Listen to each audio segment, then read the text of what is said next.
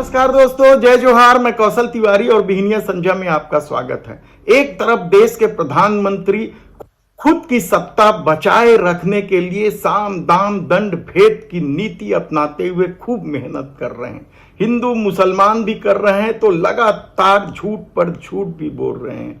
और दूसरी तरफ जो क्षत्रप हैं, खासकर उन 3 राज्यों में राजस्थान, मध्य प्रदेश और छत्तीसगढ़ में, जहां विधानसभा चुनाव में मिली जीत के बाद देश के प्रधानमंत्री नरेंद्र मोदी ने अपनी ठसक से किसी को भी मुख्यमंत्री बना दिया, यानी क्षत्रपों को किनारे कर दिया। और वे क्षत्रप क्या चुनाव नतीजे का इंतजार कर रहे हैं? यह महत्वपूर्ण सवाल इसलिए उठाया जा रहा है क्योंकि जो खबरें आ रही है राजस्थान, मध्य प्रदेश, छत्तीसगढ़ ही नहीं बल्कि दूसरे राज्यों से, महाराष्ट्र से भी जो खबरें आ रही हैं या उत्तर प्रदेश से जो खबरें आ रही हैं, वह साफ संकेत दे रही कि भारतीय जनता पार्टी में बहुत सारे नेता मोदी को सत्ता में वापस देखना नहीं चाहते। और जो लोग मोदी के सरपरस्त में मुख्यमंत्री बने हैं, उनमें से कई लोग अपनी ठसक के साथ राजनीति कर रहे हैं, पुराने क्षत्रपों की या पुराने नेताओं को किनारे कर रहे हैं। ऐसा ही एक मामला मध्य प्रदेश से आया है, जहां शिवराज सिंह चौहान को लोकसभा का प्रत्याशी तो बना दिया गया है, सत्ता आने पर उनके मंत्री बनने के भी चांस हैं, लेकिन क्या मोहन यादव अब भी शिवराज सिंह चौहान को बर्दाश्त कर पा रहे हैं? यह बड़ा सवाल इसलिए उठाया जा रहा है क्योंकि शिवराज सरकार में जो भी फैसले लिए हैं उन्हें एक एक करके लगातार मोहन यादव पलट जा रहे हैं। और यही नहीं, शिवराज विरोधियों को गले भी लगा रहे हैं, जिसमें भोपाल से विधायक कृष्णा गौर का नाम सबसे ऊपर है, तो और भी कई नेताओं के नाम फेहरिस्त में है। तब सवाल यह है कि कौन कौन से ऐसे फैसले जो शिवराज सिंह चौहान ने किए थे उन्हें मोहन यादव ने बदल दिया। कहा जाता है सबसे बड़ा फैसला तो बीआरटीएस का था, जिसे सत्ता में आते ही मोहन यादव ने सबसे पहले बदला। उसके बाद अब भोपाल की जो अवैध कॉलोनियां थी, उज्जैन की जो अवैध कॉलोनियां थी, यानी शहरी क्षेत्र की जो अवैध कॉलोनियां थी, उनके नियमितीकरण को लेकर शिवराज सिंह चौहान ने निर्णय लिया था। इस निर्णय को भी पलटते हुए मोहन यादव ने एक कदम आगे जाकर यहां तक कह दिया कि अब अवैध कॉलोनियों के खिलाफ कड़ी कार्रवाई की जाएगी।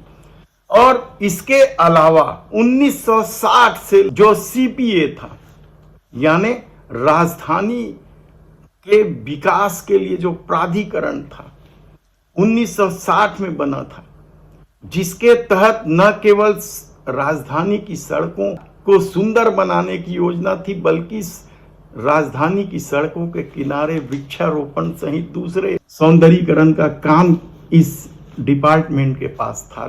शिवराज सिंह चौहान ने इसे आवश्यकता नहीं बताकर 3 मार्च 2022 को बंद कर दिया था और इनके कर्मचारियों को दूसरे विभाग में भेज दिया था। लेकिन अचानक कृष्णा गौर के हाथों एक पत्र लिखा जाता है और उस पत्र के साथ ही उस सीपीए की वापसी की बात होती है और इस पर फैसला कहा जा रहा है कि ले लिया गया है। हालांकि अभी खुलकर बात सामने नहीं आई है, लेकिन इस फैसले को लेकर जो शिवराज सिंह ने निर्णय लिया था उसे पलटने की पूरी तैयारी हो चुकी है। तब राजस्थान में वसुंधरा राजे सिंधिया को भी तो किनारे किया गया है और वसुंधरा राजे सिंधिया नाराज है। वे इतनी नाराज हैं कि मोदी के कार्यक्रमों से भी दूरी बना ली थी और केवल अपने पुत्र को ही जिताने में लग गई थी। उनके पुत्र लोकसभा की टिकट मिली और कहा जा रहा है कि वे आसानी से जीत भी जाएंगे। तो क्या वे भी इंतजार कर रही हैं सत्ता बदलने का? और इसके अलावा अब छत्तीसगढ़ से भी जो खबरें आ रही हैं वह भी कम चौंकाने वाला नहीं है। राहुल गांधी ने जो मीडिया को लेकर सवाल उठाए थे उसके बाद मामला गरमाने लगा है। क्या केदार गुप्ता को लेकर कोई विवाद हो रहा है? पैसे के लेन देन को लेकर कहा जाता है केदार गुप्ता के रवैये को लेकर पत्रकार जगत में और अखबार मालिकों में भी नाराजगी है, क्योंकि वे चेहरा देखकर विज्ञापन या दूसरी चीजें बांट रहे थे। इसे लेकर कई तरह के विवाद है। इसके अलावा शराब के जो पैसे आ रहे हैं, पूर्ववर्ती सरकार भूपेश बघेल की जिस शराब नीति को लेकर बदनाम रही, वह नीति अभी जस की तस चल रही है और कहा जा रहा है कि उसके पैसे को लेकर भी दो मंत्रियों के बीच ठन गया है। तो राजधानी के कद्दावर मंत्री माने जाने वाले बृजमोहन अग्रवाल का मामला भी जो जलकी कांड का सामने आया है, यानी न्यायालय ने जो फैसला सुनाया है कि 4 हेक्टेयर जमीन को वापस करना पड़ेगा।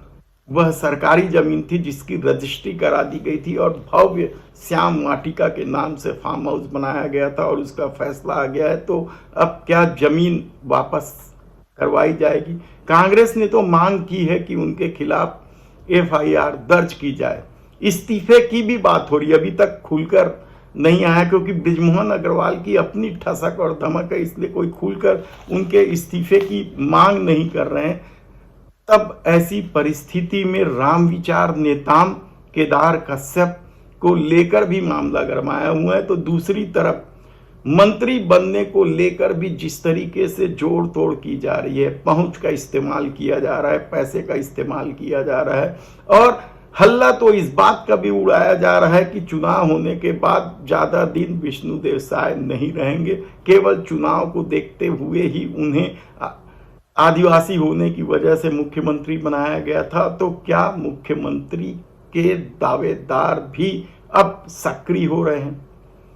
क्या रमन सिंह फिर से मुख्यमंत्री बनना चाहते हैं या फिर वे विधानसभा अध्यक्ष बनकर संतुष्ट है? इसके अलावा भी और कई नेता है, जिसमें अरुण साव का भी नाम लिया जा रहा है, विजय शर्मा का भी नाम लिया जा रहा है। आपस में विवाद को लेकर कई तरह की चर्चा चल रही है। तब ऐसी परिस्थिति में विधानसभा का उपचुनाव भी तो होना है, क्योंकि 4 विधायक चुनाव लड़ रहे हैं, कवासी लखमा, बृजमोहन अग्रवाल, देवेंद्र यादव, भूपेश बघेल।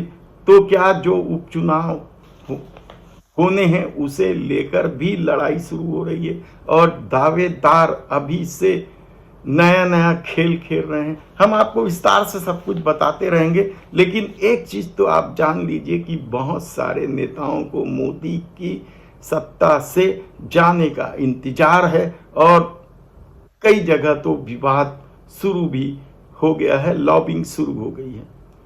धन्यवाद।